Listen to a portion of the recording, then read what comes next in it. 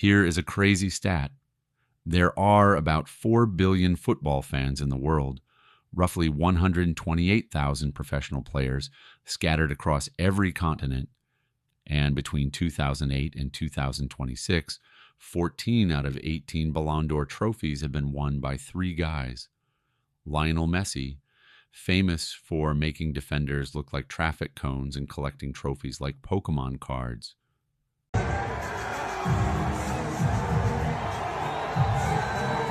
Cristiano Ronaldo, famous for his abs, his 900-plus career goals, and his ability to defy human aging like some kind of football vampire.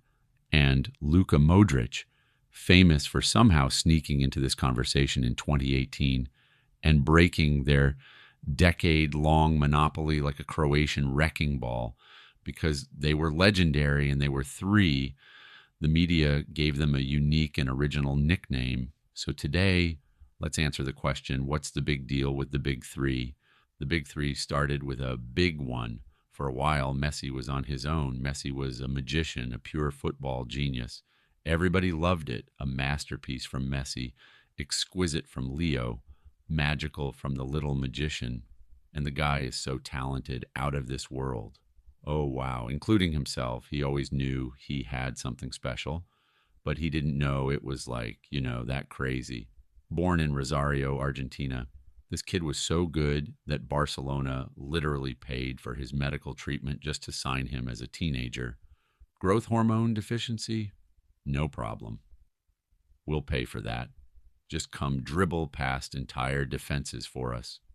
And boy, did it pay off. By 2009, he wasn't just good, he was inevitable. His low center of gravity made him untouchable.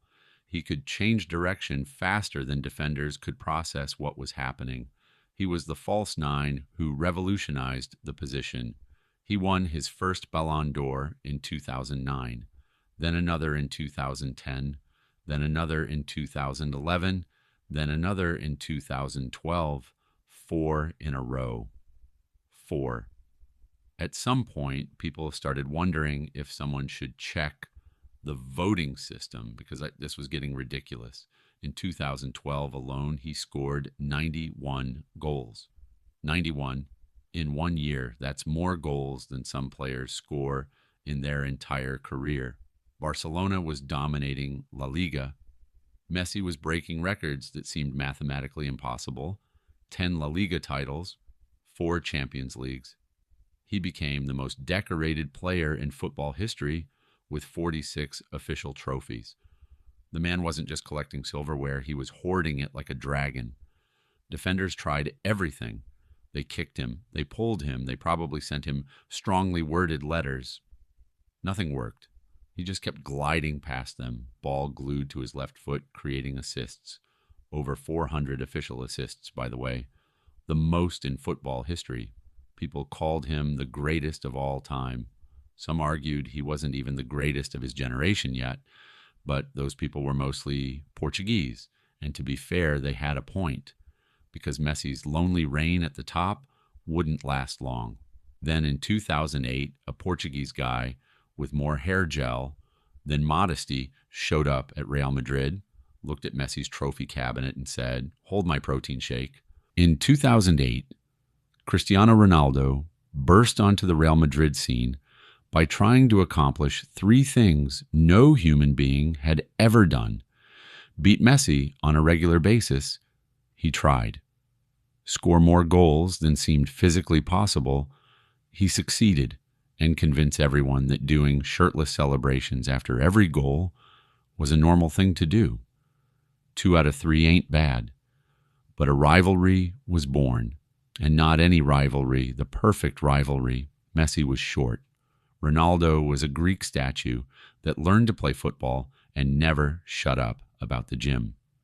Messi quietly dribbled through 5 defenders with his low center of gravity. Ronaldo blasted the ball with such explosive power that goalkeepers probably developed PTSD. Messi celebrated goals with a little smile and a hug. Ronaldo ran to the corner, jumped in the air, spun around, and screamed, "Siu," like he'd just discovered fire. Messi looked like he borrowed his dad's jersey. Ronaldo's shirts were spray painted on. Messi spoke in soft whispers during interviews. Ronaldo spoke in Instagram captions and hair gel advertisements. You had Ali and Frazier, Bird and Magic, Federer and Nadal, and now there was Messi and Ronaldo. El Clasico became a philosophical war. Barcelona versus Real Madrid wasn't just a game. It was a referendum on what you valued in life. Things were binary. You were either Team Messi or Team Ronaldo. Every match between them felt like the world stopped spinning. Every goal was dissected. Every trophy was compared. Messi won the Ballon d'Or. Ronaldo won the Champions League. Ronaldo scored 50 goals. Messi scored 51. They pushed each other to absurd levels. Ronaldo became the all-time leading goal scorer in football history with over 900 career goals and 140 Champions League goals. Messi became the assist king and racked up 8 Ballon d'Ors to Ronaldo's 5. Then one day, a Croatian guy with a receding hairline and the body of someone's accountant arrived, and he said, "Hey, I'm Luka." And they replied, "Luka?" And Luka was like, "Can I be part of this?" And they were like, "No, it's just us, really." So for a while, Modric was like the third wheel, the uncool kid trying real hard to be cool. He played for Real Madrid. He was the metronome, dictating tempo, hitting trivela passes, making the game look like poetry. But nobody cared because Messi and Ronaldo were busy having a dick measuring contest with goal tallies. Always, always in their shadow. He'd win 6 Champions League titles, the most in the competition's history, and people would still ask, yeah, but is he better than Messi?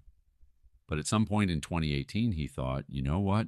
I'm just going to drag Croatia to a World Cup final, lead all midfielders in touches, passes, and recoveries, and win the Ballon d'Or. And that's pretty much what he did, and the other two were delighted. Not so. By then, the Big Three was truly born. They didn't just dominate football, they completely obliterated every possible challenger, crushing dreams like they were made of tissue paper. Between 2008 and 2026, the Ballon d'Or was awarded 18 times. 14 of them went to Messi, Ronaldo, or Modric.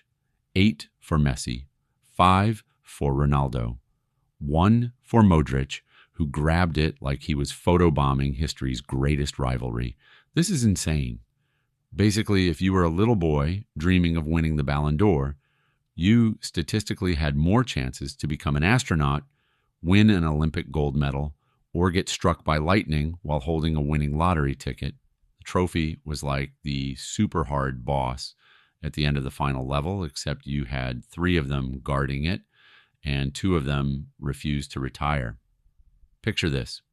You're a professional footballer. You're pretty good at your job. You play for a top club. You score goals. People recognize you at the grocery store. But suddenly, one season, you manage to score 30 goals, win the league, and get named Player of the Year. This is the best accomplishment of your whole career. Your teammates give you a little trophy. Your wife cries. Your children can finally brag about you at school. Your dad stops pretending you play for a living and starts telling people about it. But then you have to do it again next season, and again, and again, for 18 years straight, while also winning multiple World Cups, Copa Americas, Euros, and Champions Leagues. No one can sustain that. At some point, you'd break. Your knees would give out. Your passion would fade. You'd retire to a beach somewhere. But not these 3. At some point, football business people thought, okay, they're getting old. Let's market the new guys. But the Big 3 was like, we're still here. 5 years later, okay, now they're really getting old. Messi won another Ballon d'Or and a World Cup at 35. Fine, but surely Ronaldo moved to Saudi Arabia at 38 and kept scoring like he forgot how to age. But Modric has to be done, right? The man is 40. Modric just extended his contract with Real Madrid and is still bossing Champions League midfields like it's 2014. As of 2026, Ronaldo is 41 and captaining Portugal.